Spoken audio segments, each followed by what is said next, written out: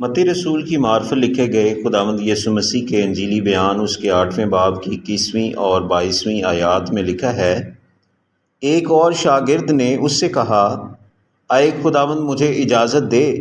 کہ پہلے جا کر اپنے باپ کو دفن کروں۔ یسوع نے اس سے کہا، تو میرے پیچھے چل اور مردوں کو اپنے مردے دفن کرنے دے۔ ایک شاگرد جو خداوند یسوع مسیح کی پیروی کرنے کی خواہش تو رکھتا ہے، لیکن پہلے وہ اپنے مردہ باپ کے جسم کو دفن کرنا چاہتا ہے، لیکن مسیح نے اس سے کہا کہ مردوں کو اپنے مردے دفن کرنے دو۔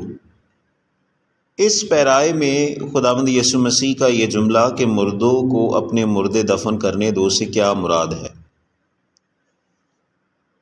اناجیل مبارکہ میں خداوند یسوع مسیح کی تعلیم جسمانی نہیں بلکہ روحانی تھی، اور اس آیت میں بھی خداوند یسوع مسیح کا مردوں سے مراد جسمانی مردے نہیں بلکہ روحانی مردے تھا، کیونکہ اس شاگرد کا خاندان اپنے قصوروں اور گناہوں کے سبب سے روحانی طور پر مردہ تھا۔ افسیوں کے نام مقدس پولس رسول کا خط اس کا 2 باب اور اس کی پہلی آیت میں لکھا ہے، اور اس نے تمہیں بھی زندہ کیا جب اپنے قصوروں اور گناہوں کے سبب سے مردہ تھے۔ مسیح کا یہ جملہ کہ مردوں کو اپنے مردے دفن کرنے دو، اس شاگرد کے خاندان کی روحانی مردہ حالت کی طرف اشارہ تھا کہ روحانی طور پر یہ خاندان ایک مردہ خاندان تھا،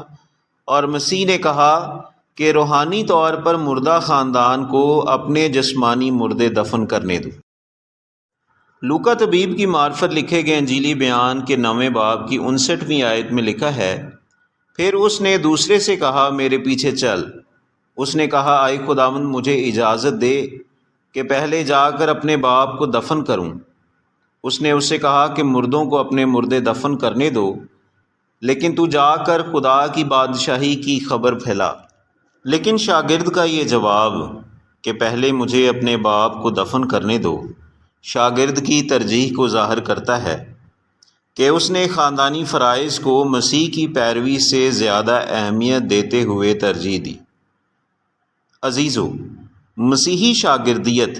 ایک بہت بڑی کمٹمنٹ کا نام ہے، جس میں خدا کو ترجیح دینا بہت اہم اور ضروری ہے،